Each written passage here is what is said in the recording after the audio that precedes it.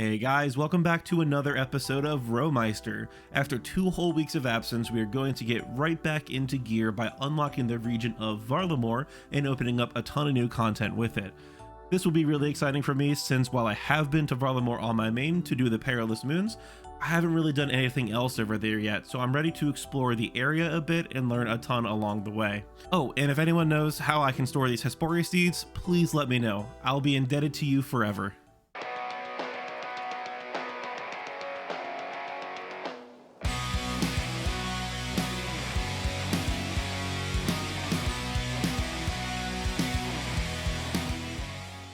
If you've missed any videos in this series, then go check out the playlist by clicking the icon in the upper right corner over there to get caught up. Also, don't forget to give this video a like to help it with the algorithm and get subscribed so you don't miss future videos in this series. Moving on, before we get started, I want to catch you all up on the progress I've made since you last saw me. I left off last time planting some trees and farming some Herlanders to fix up some energy potions. Honestly, it was really fun consistently training my favorite skill, farming, for a little bit while I was traveling, and after all of that I ended up with 38 Herblore, 54 farming, and a metric butt ton of energy potions. That's great stuff, but obviously I have since moved on a bit. I ended up suiciding and getting some more seeds out of my looting bag so I could plant the Raynars, Aventos, Irits, and eventually Toadflax, which I'm finishing up right here as you can see, or I guess as you'll see in a second. And so far I've gotten 42 Herblore and 56 farming, which is pretty cool stuff, especially since I was able to make about 400 doses of Prayer Potion, which will be super useful down the road.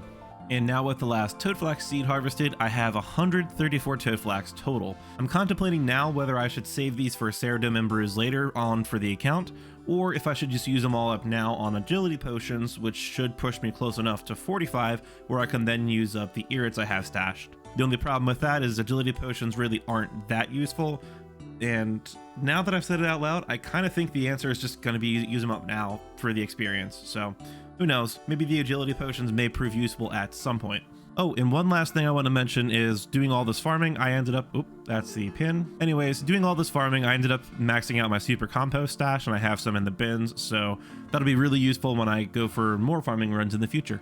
Also, thank you to Lixie Fox, and I think there was someone else that pointed this out. But anyways, they pointed out that I was being dumb and suiciding in the wildy for no reason. I don't know why, but I thought looting bag items were destroyed on death if you died outside the wilderness, but of course I was wrong. So I'll be suiciding at the Edgevale Nettles from now on, just as God intended, and I'm really glad to learn even more about this game mode. The first thing we have to do today is the Children of the Sun quest. There is no two ways about it. You cannot travel to Varlamore until you complete this quest. Thankfully though, it is pretty easy. You basically just talk to a few people, stalk another couple of people, and you're golden. Yay for another cutscene. Another way this quest is easy is that it doesn't even have any item requirements, which is really cool for an Ultimate Iron Man like myself. Well, I guess it requires a mouse and internet connection, but you really should already have that if you're playing this game, so this is the only real drama bit of the quest. You basically just need to follow this guy to see where he's going, and thankfully the wiki tells you exactly where to hide. Aha, the bandits. If I remember correctly, essentially the gist of this quest is there's supposed to be a treaty signed in Varrock with the ruler of Varlamore, but there are some bandits trying to thwart the signing by killing someone or something. You know, it's all the usual politicking at play. Why discuss things when you can kill them? It's so much easier. Oh yeah, we need to find these fake guards. Oh, go away, Romeo. Friggin' posers.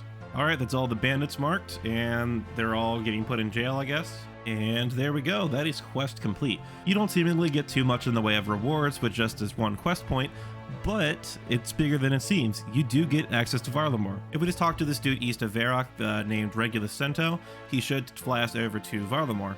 Yeah, awesome stuff. We're over here at Varlamore. Like I said, I have been over here on my main, but only very briefly, so this will be fun exploring the area to actually, train the account and stuff. But we're actually going to head back to Varrock really quick, because for the next quest we're going to do, we need some combat gear for 2 combat styles, and Varrock's probably the best place that we can get all of that stuff. This might be a little excessive, but I'm going to get 50 casts of Water Blast, is that what it's called? Let's see.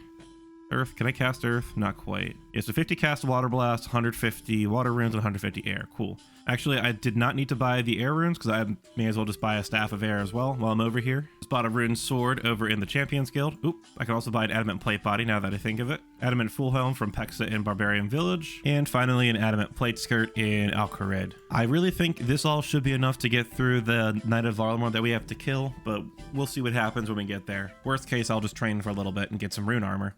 Next up on the list is going to be the Twilight's Promise. This is so I can access Varlamore a bit more freely by unlocking the teleport directly to the region and move around a bit more easily with the Quetzal's transportation. The only thing is though, is I'm not entirely sure if I'll be able to complete it. There are a couple parts with some combat involved and I have a feeling I might be a little too low combat to handle it, but I'll still give it a shot to see if I can complete it. I think the premise of this quest is kind of digging into some of the drama in Varlamore, but more importantly, it introduces you to a lot of new activities and mechanics that were added with the region. Things like thieving the citizens, using the birds to travel, and the Colosseum. All really cool stuff. Okay, so here's the main bit that I'm worried about. We have to talk to this knight and then fight him with two different combat styles. It's a level 81 Knight of Varlamore, so I might be able to get through it with this armor and gear setup, but we will see what happens.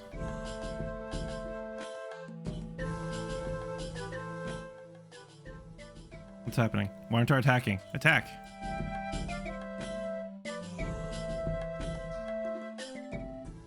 I don't know why autocasting is not working for some reason.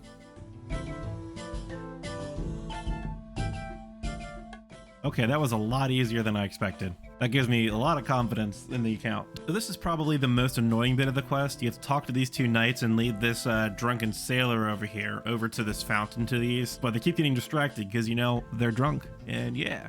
Nope, don't get distracted. Keep focused. This is quite the animation though. What is this? Oh, no, don't get lost there, bud. I remember this being a lot more annoying for some reason on my main, but honestly, that really wasn't that bad. So this is the part of the quest that you basically unlock the Quetzal transportation system. You get this bird named Renu to be familiar with you. Hey, Matt. Yeah. All right, and here's the last bit of combat for the quest. We gotta kill these 8 cultists, and honestly, this is pretty chaotic. I think my dog Rory would love this. He's a fan of chaos. All right, that's all the cultists defeated, and we just have one cutscene to do, and that should be quest completed. There we go, that's Twilight's Promise completed. We get the ability to use the Quetzals, or at least half locations, because you have to unlock the other 4. So we also got the teleport out here to Varlamore, and we get 3,000 thieving experience, which should get us a level. Oh yeah, 2 levels, get to 33 thieving. Awesome. Okay, and the last quest that we're going to do today is the riveting tale of a lily pad dispute, or something like that. This is another really quick quest that should take, I don't know, a few minutes to complete. Oh, and this is also a quest that I haven't done on my main yet, so it's new content for me at least. Here we go, there's that blue frog. Well, this is shaping up to be an odd quest. Apparently these frogs are on strike because the dude over there was mistreating them, and amidst you trying to broker peace, you mentioned that he was thinking about maybe killing the frogs off in retaliation. Yeah, that's some absolutely impeccable timing on mentioning that bit of info. I also love how this dude was like, peace is not an option after what they did, and when you ask what was so bad, he has absolutely no answers for you. This is scarily realistic. And of course, there's like an ongoing assassination attempt due to a rumor. It's only natural, I guess. But hey, democracy is here, and to aid said democratic proceedings, we're going to sabotage a lily pad. Oh man, that's awful. I clicked through the dialogue a little too fast, but apparently the frog whose lily pad I just sabotaged actually can't swim. So I'm unintentionally complicit in murder. Sneaky frogs. And what better way to finish off the plot than by planting some feces as evidence? Oh, and apparently I need to kill this frog because drowning him wasn't enough. Well, now that that's all done, peace talks are finally underway between Marcellus and the frogs, and that should be quest completed. There we go, 1 quest point, access to a hardwood farming patch, which might come in handy when I want to plant those teaks and mahoganies, and 2k woodcutting experience. Honestly, that was a pretty cool quest overall. It wasn't super deep or anything, but it was really quick and easy to knock out. Plus, it had a ton of goofy dialogue that I just had me cracking up, and I just really enjoyed it. But with that said, I think that's all the quests I can do right now, as the other 2 over here require me to be a bit higher level than I currently am, and I don't feel like training those skills to get there quite yet. I will also mention that the training methods I unlocked over here will be super useful later on in the account. For instance, the wealthy citizens that I can pickpocket now, I don't think they're faster than the Knights of Ardoin, but they will be a much more AFK and engaging experience than just spam clicking those knights, but these do require like level 50 or something to do that.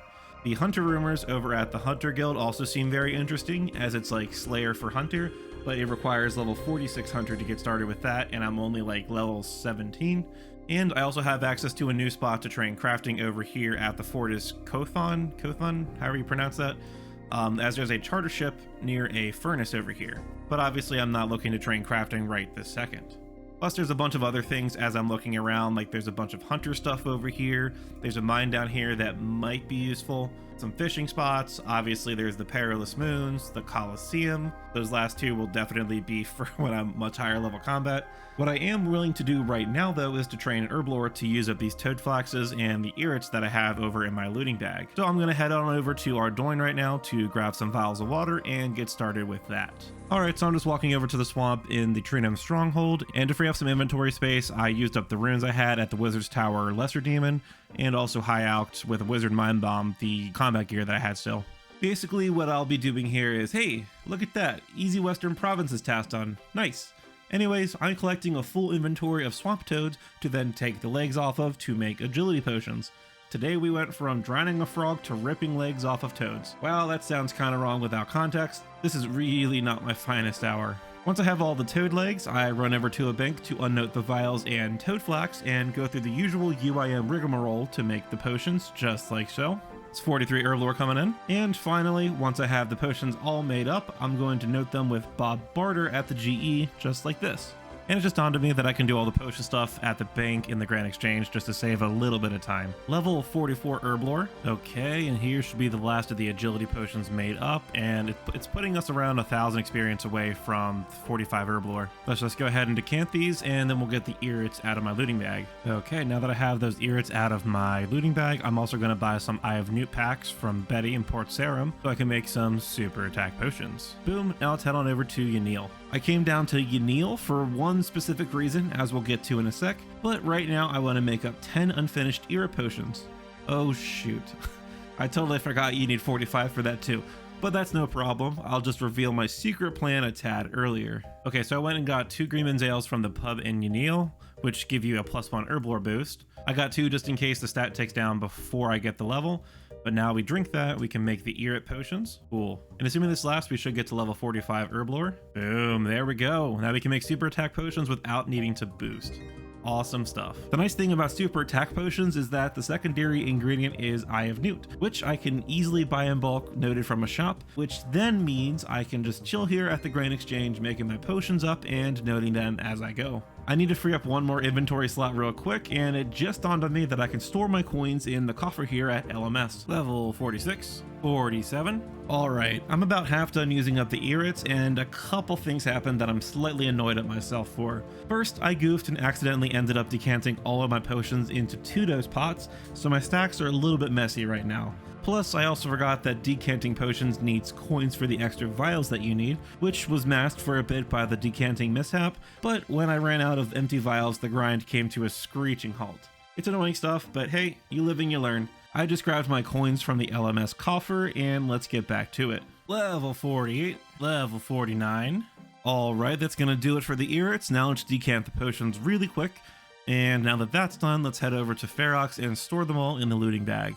Alright, with that all done, that's going to wrap it up for this one. I know this was a bit of a shorter episode, but I'm still recovering from the last 2 weeks of travel and packing equipment to ship home, so I hope you all understand. Either way, I had a lot of fun exploring Varlamore a bit and opening up some content for later. In fact, I'm already making plans for when I want to get my thieving and hunter up to come back there and try out the new methods, especially the hunter rumors. That sounds really cool. Though, looking ahead to the immediate future, I think next time I'm going to get back to basics a bit and tackle some, let's just say, some very familiar quests. And in contrast to these last couple of episodes, what we do next time should be a bit more impactful up front, instead of unlocking things into the distant future. Anyways, go smash that like button if you liked the video, or dislike it if you didn't. I don't really care. But make sure you get subscribed and hit the bell icon so you don't miss future videos in this series. I know real life is boring and all that, but I really do appreciate everyone that has watched the videos in the last couple of weeks that I've been out. As always, be sure to head down to the comment section and leave your thoughts on the video, and you should go join the Ascending's Discord server, for which you can find a link in the video description. I hope you all have a great day, and I will catch you in the next one.